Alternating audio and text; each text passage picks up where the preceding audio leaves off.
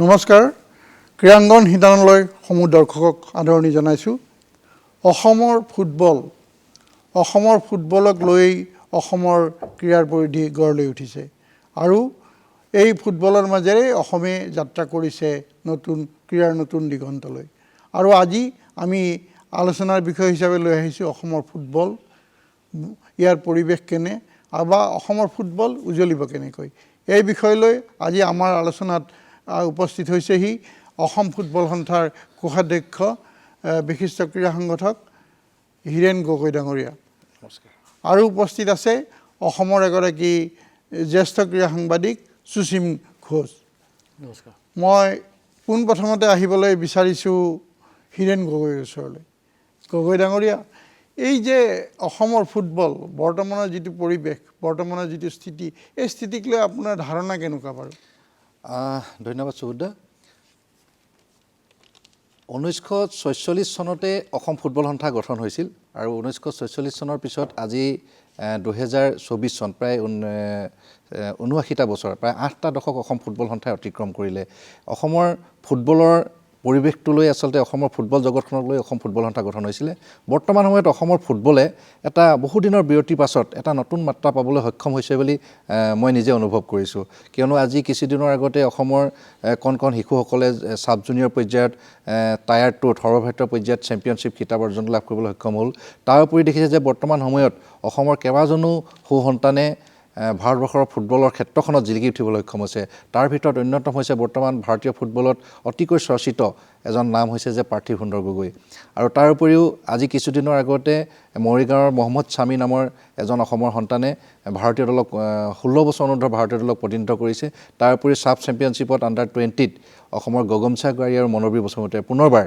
যোৱাটো বছৰ তেখেতলোক আছিলে ভাৰতীয় দলত এইবাৰো ভাৰতীয় দলত তেখেতলোকে প্ৰতিনিধিত্ব কৰিবলৈ সক্ষম হৈছে ঠিক আমি তেনেদৰে ভাবোঁ যে বৰ্তমান সময়ত অসমৰ এটা ফুটবলৰ পৰিৱেশে গঢ় লৈ উঠিছে আজি বিভিন্ন প্ৰান্তত মই অসমৰ ফুটবল ক্ষেত্ৰখনৰ ফুটবলটোৰ লগতে মই অসমৰ বিভিন্ন প্ৰান্তলৈ গৈছোঁ যে দৰ্শকে পুনৰ খেলপথাৰলৈ উভতি আহিছে খেলুৱৈসকলক উৎসাহিত কৰিবৰ কাৰণে উভতি আহিছে কিন্তু আমি এতিয়া সংগঠকসকলে এই ক্ষেত্ৰত কিছু কৰণীয় আছে আমাৰ আমি যিখিনি কৰণীয় এইখিনি যদি আমি পৰিকল্পিতভাৱে যদি কৰি যাওঁ তেনেহ'লে অসমৰ সেই পুৰণি দিনৰ সোণালী গৌৰৱ অসমৰ পুনৰ ঘূৰি আহিব বুলি মই আশাবাদী নিশ্চয় আপুনি এক ইতিবাচক পৰিৱেশ দেখিছে এটা মই একেটা প্ৰশ্নকে কৰিব বিচাৰিছোঁ সুসীম ঘোষক বৰ্তমান অসমৰ ফুটবলৰ স্থিতিক লৈ পেলাই হীৰেন গগৈৰ মতে কিন্তু কেইবাগৰাকীও খেলুৱৈ ওলাইছে খেল চাবলৈ দৰ্শক আহিছে এই যথেষ্ট ইতিবাচক পৰিৱেশ কথা কৈছে আপুনি কি ধৰণে ব্যাখ্যা কৰিব বাৰু ধন্যবাদ সুবুদ্ধা মই এইখিনিত কিছু পৰিমাণে হীৰেন গগৈৰ লগত একমত যদি অকণমান মোৰ পাৰ্থক্য নথকা নহয়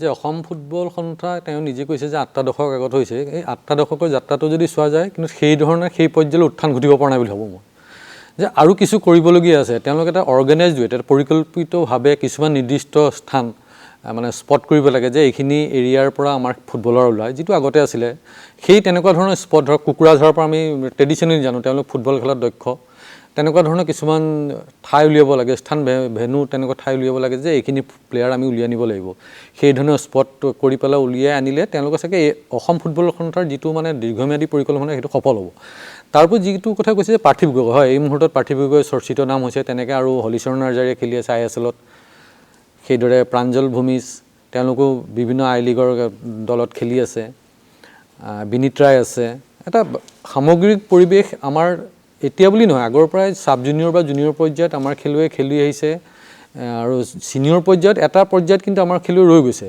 সেইখিনি কাৰণটো ক'ত আমি সেইখিনিও ফহিয়াইছোঁ আৰু আমাৰ বোধহয় সময় আহিছে যদিও 8টা দশক পাৰ হোৱাৰ পিছত আমি মাত্ৰ আঙুলিৰ মূৰত গণিব পৰা কেইজনমান ফুটবলাৰলৈ আমি এতিয়াও সেই সোণালী দিনৰ কথা আমি এতিয়া ক'বলগীয়া হৈছে এই সময়টো গতিকে সেইখিনি যাতে আমি আঁতৰ কৰিব পাৰোঁ সেইখিনিৰ যিটো হীৰেন গগৈ কোৱা কথাটোও ঠিক যে আমি বিভিন্ন ঠাইত দেখিছোঁ দৰ্শক আহিছে খেলৰ এটা পৰিৱেশ আছে কিন্তু তাৰ কাৰণে আমি আন্তঃগাঁথনি পৰ্যাপ্ত পৰিমাণে দিব পাৰিছোঁনে সেইটো প্ৰশ্নও আমি নিজকে কৰিব লাগিব নিশ্চয় এক চৰ্চাৰ বিষয় 8টা দশক অতিক্ৰম কৰিছে কিন্তু আমি চাওঁ যদি সেই 60 দশকতে আজিৰ পৰা প্ৰায় 60 বছৰ আগতে 64 ইয়াৰ্ছ 64 বছৰ আগতে অসমে শেষবাৰৰ বাবে সন্তোষ ট্ৰফিত ছেমিফাইনেল খেলিছিল তাৰপিছত অসমৰ পৰা ফাটি গৈ পেলাই নতুন ৰাজ্য হোৱা মণিপুৰে সন্তোষ ট্ৰফিত চেম্পিয়ন হৈছে মিজোৰামে চেম্পিয়ন হৈছে ইভেন অৰুণাচলে ছেমিফাইনেল খেলিছে গতিকে কিন্তু সেনেকুৱা উদাহৰণ আমি অসমত দেখিবলৈ পোৱা নাই এই ৬০টা ৬টা দশকত। গতিকে সেই দিশৰ পৰা নিশ্চিতভাৱে আমি যদিও আগবাঢ়ি গৈছোঁ, কিছু কিছু খেলুৱৈ গঢ় দিয়াত কিছু কিছু খেলুৱৈক ভাৰতীয় ক্ৰীড়া ক্ষেত্ৰখন আগবঢ়াই লৈ যোৱাৰ কাৰণে, কিন্তু এতিয়া আমাৰ সময় হৈছে আমি এই যিটো পুৰণি গৰিমা, সেই গৰিমা উদ্ধাৰ কৰিবলৈ। এই গৰিমা উদ্ধাৰৰ বাবে অসম ফুটবল সন্থাৰ নিশ্চয় চিন্তা চৰ্চা কৰিছে। এই ক্ষেত্ৰত আপুনি কি বুলি ক'ব? নহয়, অসম ফুটবল সন্থা ইতিমধ্যে আমি আমাৰ ফুটবলৰ পৰিৱেশটো কেনেদৰে আগবঢ়াই নিব লাগে তাৰ ওপৰত যথেষ্টখিনি কৰা হৈছে। এইবাৰ আপোনালোকে দেখিবলৈ পাব যে অল ইণ্ডিয়া ফুটবল ফেডাৰেশ্যনৰ যিটো আই লীগ 3ত অসমৰ এটা দলে এবাৰ কোৱালিফাই হৈছে। Karbi Anglong morning star football দল তেখেতলোকে হৈছে। ইয়াৰ আগতো লীগত খেলিছে। বৰ্তমান সময়ত এনেকুৱা হৈছে যে ক্লাব পৰ্যায়ৰ ফুটবলটো আগবঢ়াই নিলেহে আমি ফুটবলৰ ক্ষেত্ৰখনত আগবাঢ়ি যাব পাৰিম। ঠিক তেনেদৰে অসমত এতিয়া শচীন দাই এটা কথা ক'লে যে আমি স্পৰ্টবিলাক চিনি পাব লাগিব। আজি কিছু বছৰৰ পৰা আপোনালোকে লক্ষ্য কৰিব যে অসমৰ কেইটামান স্থান ফুটবলৰ কাৰণে খুব জনপ্ৰিয় হৈ পৰিছে। বিশেষকৈ মুকালমুৱা অঞ্চলটোত, মুকালমুৱাত আঞ্চলিক ক্ৰীড়া সন্থাই চক্ৰধৰ ডেকাৰ শৰণত যিখন খেলা অনুষ্ঠিত কৰে, সেই খেলাখন এটা সৰ্বভাৰতীয় পৰ্যায়ত এটা খুব ভাল নাম কৰিছে। তাৰ উপৰি মই যোৱা কিছুদিনৰ আগতে যোৱা 11 তাৰিখৰ দিনাখনি 3 তাৰিখৰ পৰা 11 তাৰিখলৈকে অসমৰ এখন অন্যতম আগশাৰী মেজৰ টুৰ্ণামেণ্ট কেপ্টেইন গুপ্ত নলিনী মোহন গুপ্তৰ সৰণি ফুটবল প্ৰতিযোগিতা, এই প্ৰতিযোগিতাখন সৰ্বভাৰতীয় পৰ্যায়ত অনুষ্ঠিত হৈছিলে।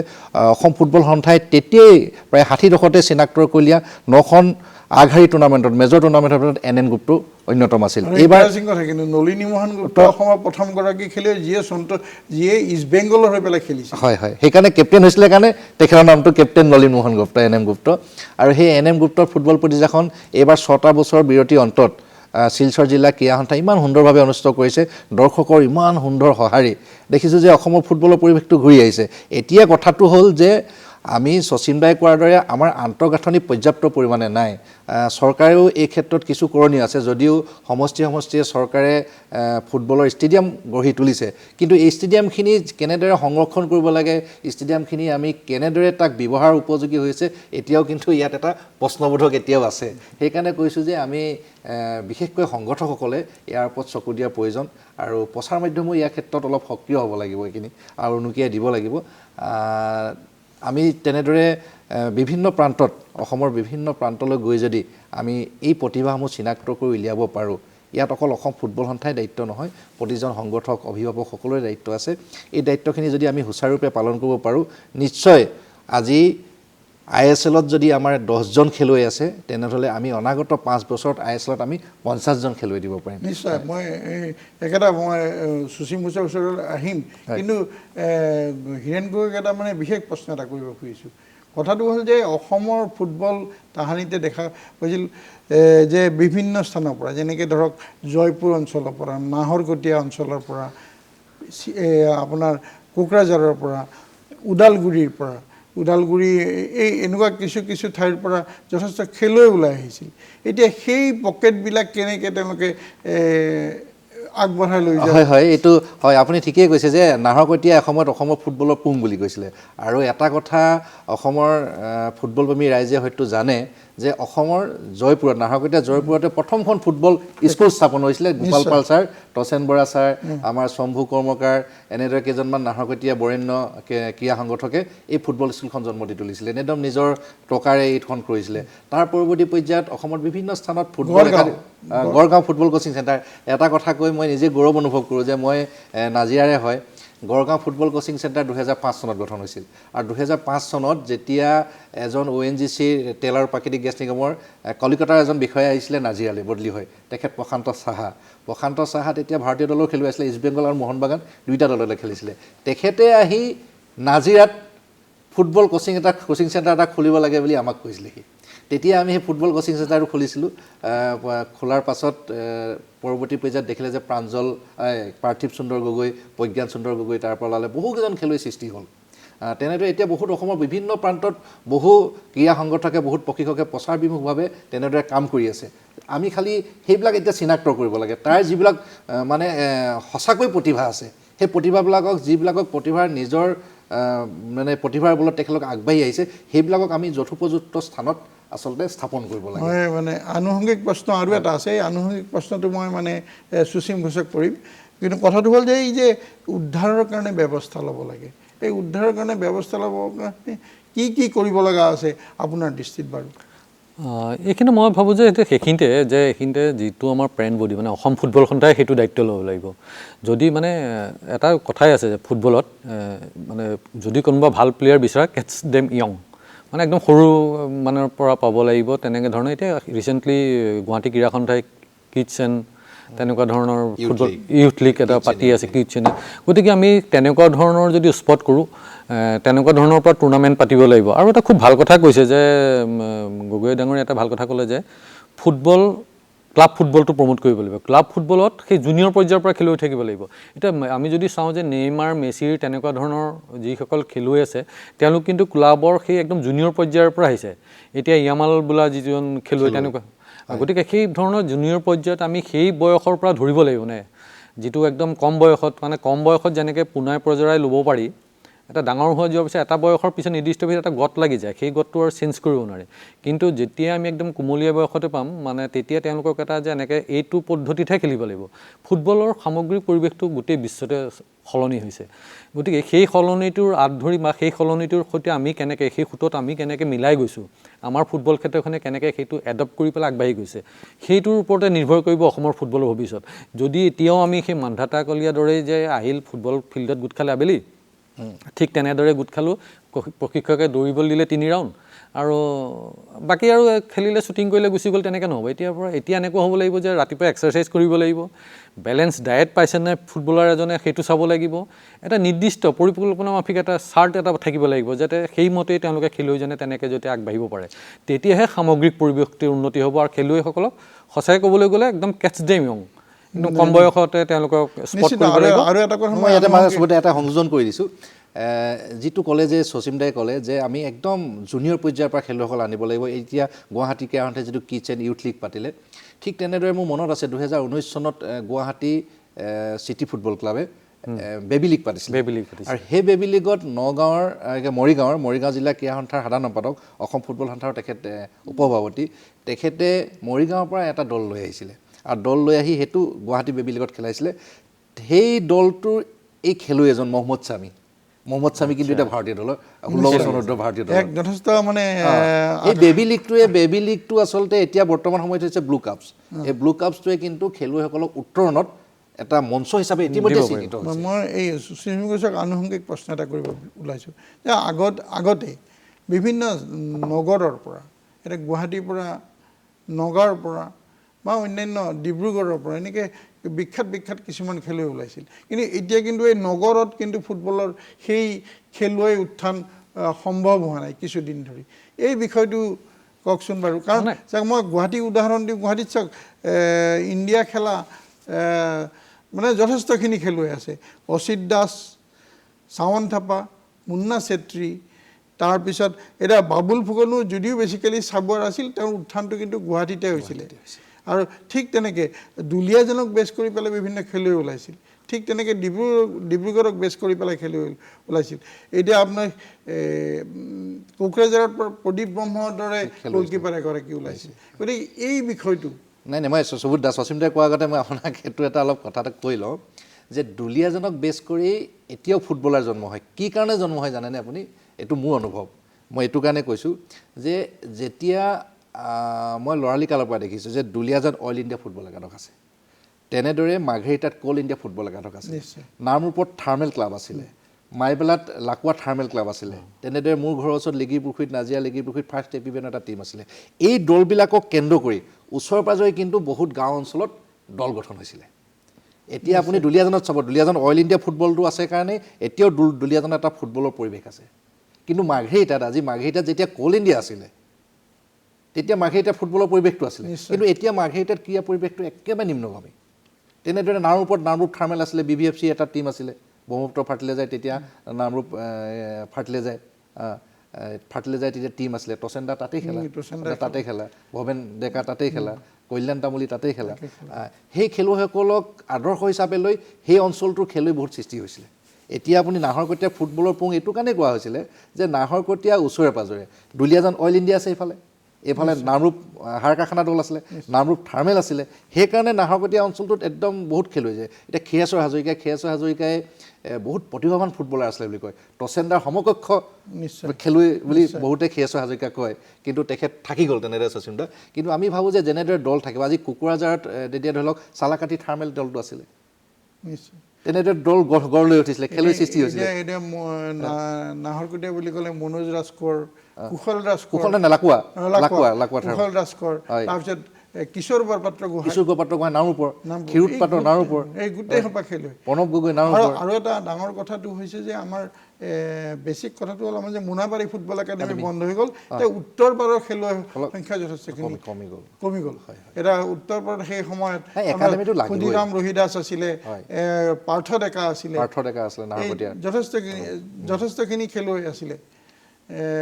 এতিয়া মই পুনৰবাৰ আহিছোঁ সুচিং ঘোষলৈ, এই যে গুৱাহাটী আচলতে মই মানে প্ৰশ্নটো মোৰ মনত ৰাখিছোঁ যে কথাটো হ'ল কি যে আমি যদি চাওঁ যে আমি এতিয়া নগৰকেন্দ্ৰিক খেলবিলাকত খুব ইণ্ডিভিজুৱেল গেমবিলাকৰ ওপৰত প্ৰাধান্য দিয়া হৈছে। তাৰোপৰি ক্ৰিকেটৰ যেতিয়াৰ পৰা বুম হ'ল, নগৰ অঞ্চলত ক্ৰিকেট খেলটোৱেই মানে বেছি প্ৰাধান্য বিস্তাৰ কৰিবলৈ দেখা গ'ল, মানে সেই ধৰণৰ এটা কথা হ'ল। আৰু যেতিয়া নগৰকেন্দ্ৰিক মানুহবিলাকে ভাবিলে যে ফুটবল খেলটো অলপ কষ্টকৰ খেল, ইমান যেনেকৈ বেডমিণ্টন কষ্টকৰ নহয় বুলি নকওঁ, কিন্তু মানে সহজতে গৈ পেলাই ৰেকেট এটা লৈ বা বেট এখন লৈ পেলাই সৎকৈ খেলি দিবগৈ পাৰি। কিন্তু ফুটবলটো ইমান মানে এই বডি কণ্টেক্ট গেম হৈ যায়, গতিকে মানুহে আজিকালি আধুনিক যুগৰ পিতৃ মাতৃ ভাবে ল'ৰাটো মানে অকণমান ছেফ ছাইডত থককচোন, বেডমিণ্টন খেলিলে হয়তো তেনেকুৱা নগৰত সেইটো মানে ধাৰণা। কিন্তু গাঁৱত বেলেগ খেলিবলৈ স্ক'প নাই, চাটল এটা কিনিবলৈ পইচাৰ অভাৱ, ৰেকেট লাগিল, নেট লাগিল, এটা কোৰ্ট বনাব লাগিল। কিন্তু ফুটবলটো য'তে ত'তে দুটা খুটি পুটি এনেই ফুটি দি পেলাই আমি সৰুকালতে মনত আছে, আমাৰ নিজেই আমি সৰুকৈ এনেকৈ ক'ৰবাত জেৰা খুটি দুটা উভালি আনি পেলাই সেইটো গ'ল পোষ্টত খেলা ফুটবল এটা পালোঁ আৰু আৰম্ভ হৈ গ'ল। তেনেকৈ মানে গিলবাৰ্ট চাংমাই ডিব্ৰুগড়ত মানে ফুটবল ৱালত ফুটবল জেলৰ ৱালত ফুটবল চলিয়াইছে। হয়, এইটো নাই। এতিয়া তথাপিতো এটা কথা সুবোধ দা, মই মাজতে কৈছোঁ, অসম ফুটবল সন্থাৰ কাৰ্যালয়টো নেহেৰু ষ্টেডিয়ামত অৱস্থিত কাৰ্যালয়টোত মই মাহটোৰ প্ৰায় 25টা দিনেই বহোঁ। আৰু মই প্ৰায় সময় আপুনি দেখিছে, আপোনালোকে দেখিছে, মই প্ৰায় অফিচত বহোঁ। তেতিয়া মই যিখিনি সময়ত মই ইয়াতে গুৱাহাটীত থাকোঁ, প্ৰায় বহোঁ অফিচত, প্ৰায় মাহটোত অতি কমেও কিন্তু 50জনৰ ওপৰত ব্যক্তি কিন্তু আমাৰ ওচৰলৈ আহে, অভিভাৱক, যে ইয়াতে কোচিং চেণ্টাৰ ক'ত আছে বুলি। এইটো পৰিৱেশটো আহিছে কিন্তু পৰিৱেশটো এতিয়া দেখিব যে কোনোবা এজন খেলুৱৈক আবেলি সময়ত মাক দেউতাকে, মানে অন্ততঃ দেউতাক নহ'লেও মাকে ফিল্ডলৈ লৈ আহে। নিশ্চয় এইটো কিন্তু এইটো ভাল মানে এটা চিন্তন হৈছে এইটো, যে আমি ভাবোঁ যে ফুটবলৰ যদি তেনেকৈ অভিভাৱকসকল আচলতে সচেতন হয় আৰু খেলুৱৈসকলক যদি পেছাদাৰী এটা মনোভাৱ দিব পাৰে, তেন্তে নিশ্চয় দেখিব যে ফুটবলটো উত্তৰ নহয়। মানে এইখিনিতে মই সেইটো পেছাদাৰী মনোভাৱটো, সেইটো কিন্তু প্ৰধান কথা। সেইটো মানে মানুহ এজনে অকল খেলিলেই নহ'ব, নিজকে আৰ্থিকভাৱে নিৰাপত্তা দিব পাৰিছে নাই, পৰিয়ালটোক চাব পাৰিছে নাই, সেইটো যেতিয়া পাৰিব তেতিয়াহে আমাৰ খেলুৱৈজনে সেই খেলটো এডপ্ট কৰিব। এতিয়া ক্ৰিকেট খেলিলে দেখিলে, আজি যদি ৰঞ্জী ট্ৰফি মেচ এখন যদি অসমৰ কোনোবা প্লেয়াৰ যদি খেলিব পাৰে, এটা ছিজন যদি কমপ্লিট আটাইকেইখন মেচ খেলিব পাৰে, তেওঁ অন্ততঃ 20-30 লাখ টকা উপাৰ্জন কৰিব পাৰে। গতিকে যিটো কাৰণে তেওঁ সেই ক্ৰিকেট খেলটোলৈ ঢাপলি মেলে।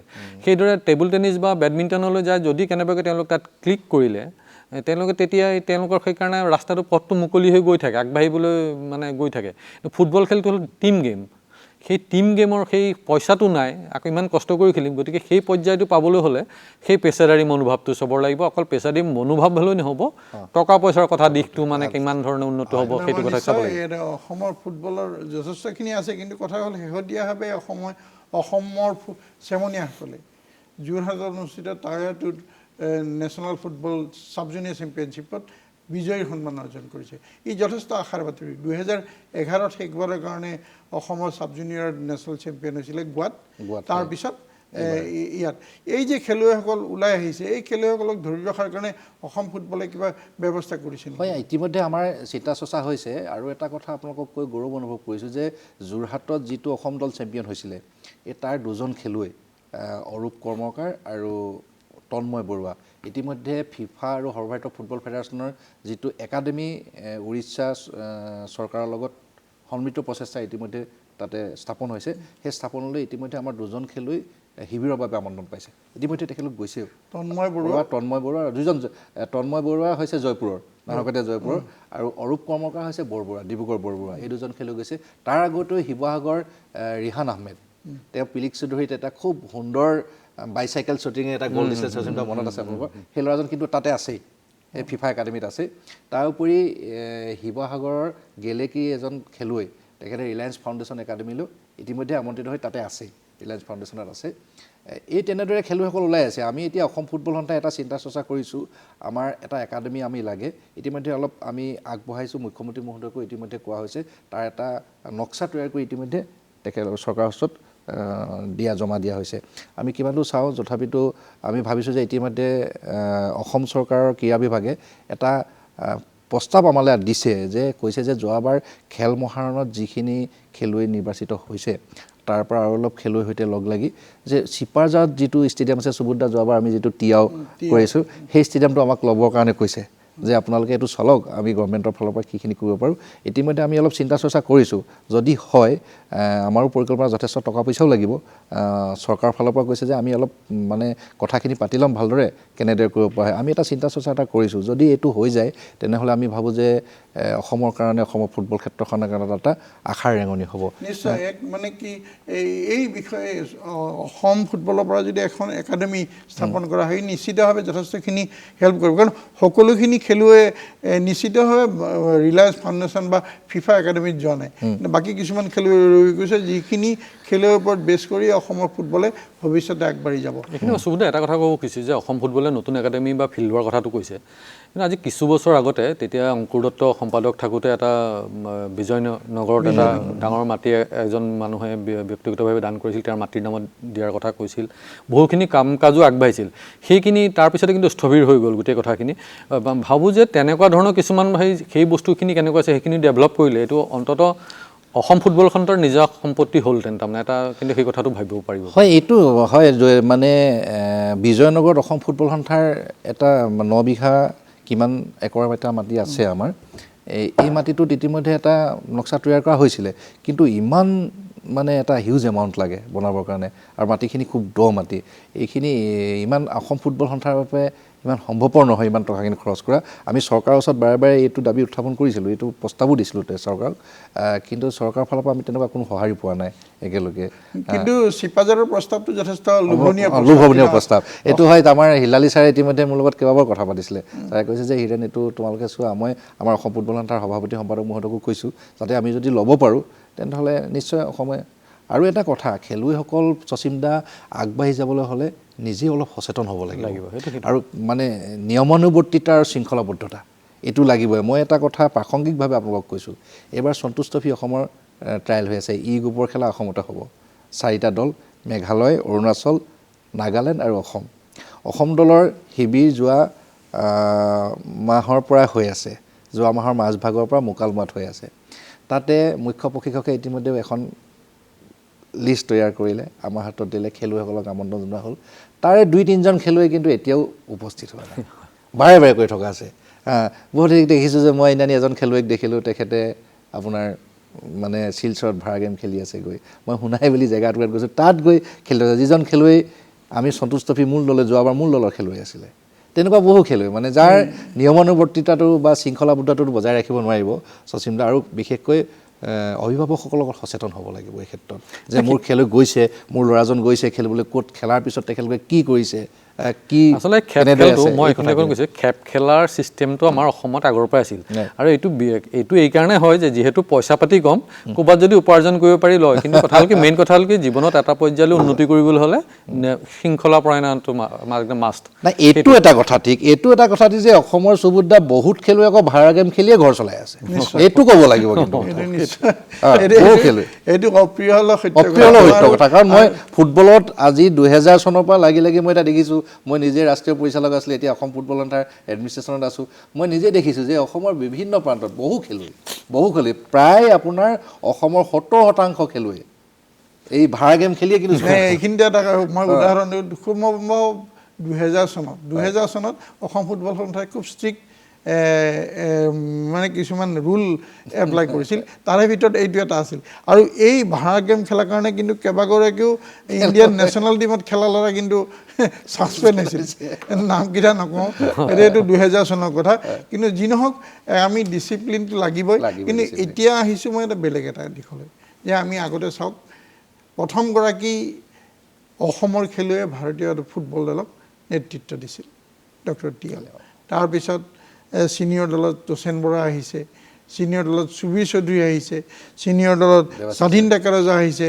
দেৱাশিষ ৰয় আহিছে, তাৰপিছত গিলবাৰ্টছন চাংমা আহিছে, কাউলা মিজু আহিছে, তাৰপিছত বাবুল ফুকন আহিছে, তেনেকৈ তাৰপিছত আপোনাৰ এতিয়াতো হলিচৰণ নাৰ্জাৰী, বিনীত ৰায়, এই যথেষ্টখিনি খেলুৱৈ আছে। এই শেহতীয়াভাৱে ভাৰতীয় ক্ৰীড়া ক্ষেত্ৰত অসমৰ ফুটবল আগবঢ়াই নিয়াৰ ক্ষেত্ৰত আমি নামটো দেখিছোঁ পাৰ্থিৱ সুন্দৰ গগৈ। আমি কিমান দূৰ আশা কৰিব পাৰোঁ পাৰ্থিৱ সুন্দৰ গগৈ আৰু অন্যান্য খেলুৱৈসকলৰ? পাৰ্থিৱক আমি একেবাৰে মই সৰুৰ পৰা পাইছোঁতো, মোৰ ভতিজাই হয়।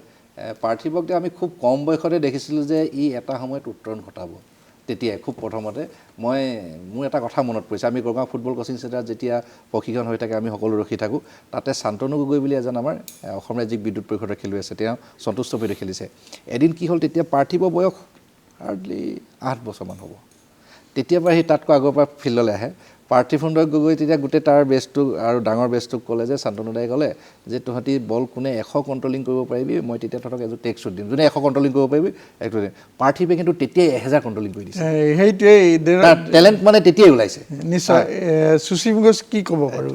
পাৰ্থিৱৰ যিটো সামগ্ৰিক আমি প্ৰদৰ্শন দেখি আহিছোঁ যে তেওঁ এটা নিজৰ এটা মাপকাঠি ইতিমধ্যে এটা ঠিক কৰিছে যে তেওঁ সঁচাকৈ বিগ মেটছৰো প্লেয়াৰ। আমি ডুৰাণ কাপত এইবাৰ ইতিমধ্যে দেখিছোঁ যে নৰ্থ ইষ্ট চেম্পিয়ন হওঁতে তেওঁ এটা গুৰুত্বপূৰ্ণ ভূমিকা লৈছিল। এইবাৰো ISLত তেওঁ যেতিয়াই সুবিধা পাইছে নিজৰ যোগ্যতাৰ প্ৰমাণ দিছে, 2টাকৈ গ'ল দিছে, কিন্তু তেওঁ সীমিত সুযোগ পাইছে যে যিহেতু তেওঁ ছাবষ্টিটিউট হিচাপে প্ৰথম একাদশত তেওঁ নাই, কিন্তু ছাবষ্টিটিউট হিচাপে নামিও তেওঁ নিজৰ সেই যোগ্যতাটো দেখুৱাই প্ৰমাণ কৰিছে যে পাৰ্থিৱ আগবাঢ়িছে সঠিক পথে। নিশ্চয় আমি আগবাঢ়ি যাব বুলি আমি নিশ্চয় আশা কৰিব পাৰোঁ, কাৰণ এই পাৰ্থিৱ আৰু অন্যান্য খেলুৱৈসকলক লৈ অসমৰ ফুটবলৰ ভৱিষ্যত আমি গঢ় দিম। আৰু আচলতে এই বিষয়টো অসমৰ ফুটবলৰ উজলিব কেতিয়া বা অসমৰ ফুটবলৰ বৰ্তমানৰ পৰিৱেশ কি এক ডাঙৰ বিষয়, যথেষ্ট চিন্তা চৰ্চা, যথেষ্ট আলোচনা কৰা দৰকাৰ। এনে আলোচনা আমি ভৱিষ্যতেও কৰিম, আপোনালোকক নিশ্চয় মাতিম। আৰু কিন্তু আজি যিখিনি সময় দেখিছোঁ ইয়াৰ দ্বাৰা আমি এটা কথা প্ৰতীয়মান হৈছে যে অসমৰ ফুটবলৰ পৰিৱেশ যথেষ্ট ইতিবাচক। আমি ভৱিষ্যতে অসমৰ ফুটবলে যথেষ্টখিনি আশা কৰিব পাৰোঁ আৰু অসমৰ ফুটবলৰ মাজেৰে অসমৰ ক্ৰীড়া ক্ষেত্ৰক আগবঢ়াই লৈ যাব পাৰোঁ। এইখিনি কথাৰে মই আজি আপোনালোকৰ মাজৰ পৰা বিদায় লৈছোঁ। নমস্কাৰ।